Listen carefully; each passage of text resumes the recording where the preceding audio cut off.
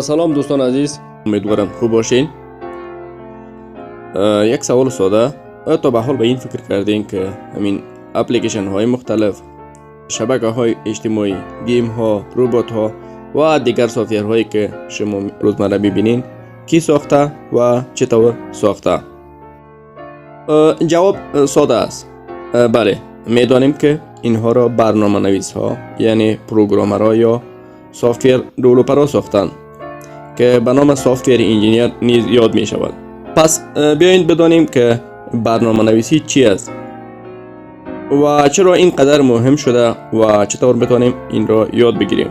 پس به شکل مختصر گفته میتونیم که coding or programming is the way of communication with a computer.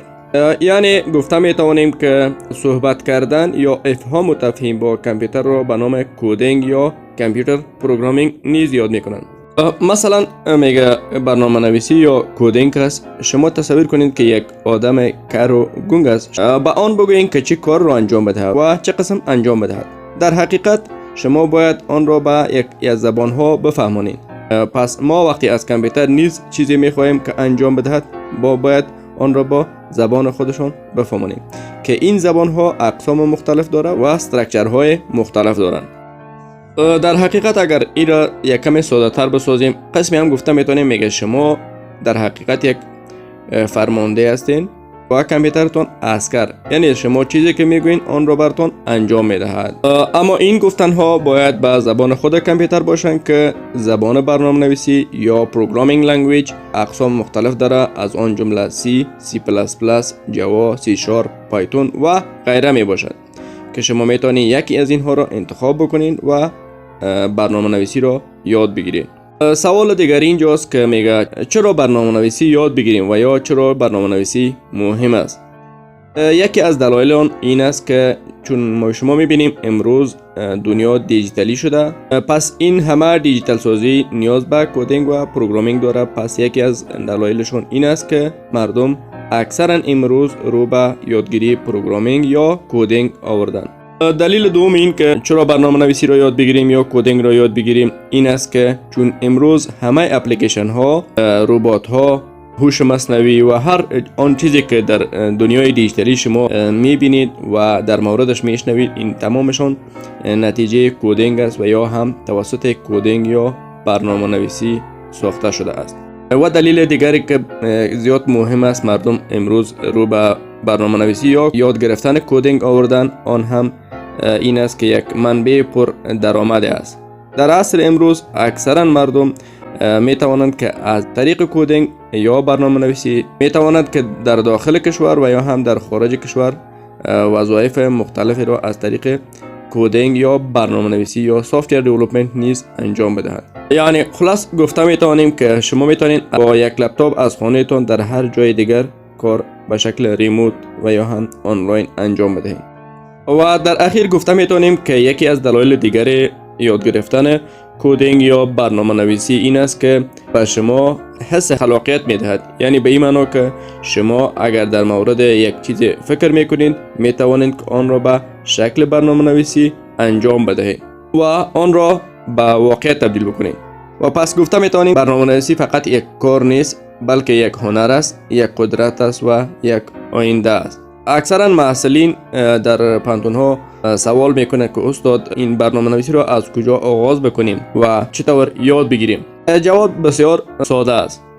جواب اول این است که اول همون ترسی که از کدینگ یا برنامه نویسی دارین آن را از ذهنتان دور بکنین، چون اکثرا محصلین یا دیگر دوستان فکر میکنند که برنامه نویسی یا کدینگ یک کار مشکل و پیچیده است. نه خیر، بسیار ساده است اما نیاز به بعضی راه ها دارد.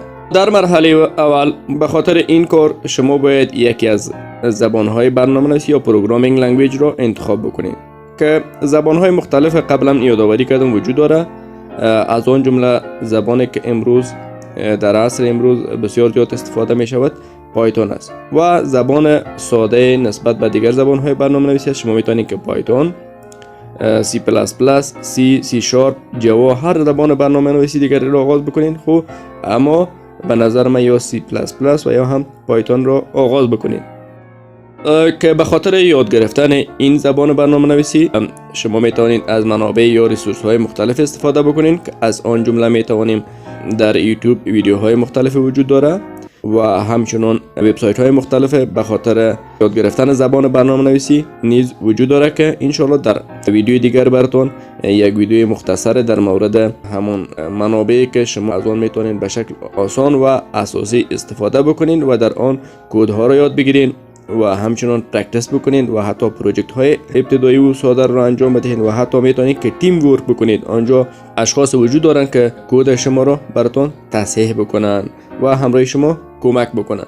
پس منابع بسیار زیاد است، فقط نیاز به اقدام دارند. و نقطه دیگری که به خاطر یاد گرفتن پروگرامینگ باید در مد نظر بگیریم، شما باید حداقل روزانه 15 دقیقه تمرین بکنید.